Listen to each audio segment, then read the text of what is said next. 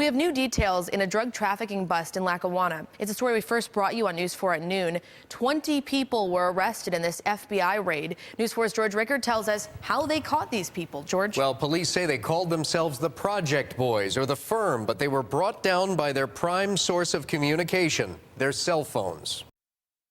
These 20 men and women sought to turn a public housing facility into a private drug trafficking fiefdom.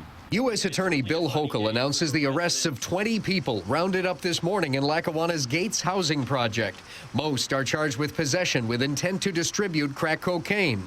It's the end of a one-year investigation that involved months of wiretaps on suspects' phones. When we look at the analysis of the telephone-related activity, it's relatively easy to group together and identify an organization. One day after the housing authority put up surveillance cameras, police say they were destroyed by kids claiming the drug dealers paid them to do it. They used violent tactics and intimidation to put the residents in fear.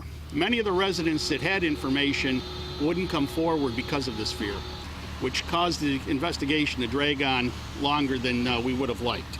At 6 o'clock this morning, 8 SWAT teams raided 20 apartments. When SWAT teams couldn't find some of the suspects in the houses that were raided, those suspects were notified by phone and told they could turn themselves in here in front of the Mount Olive Baptist Church. And some of them did. I know a couple guys that was arrested.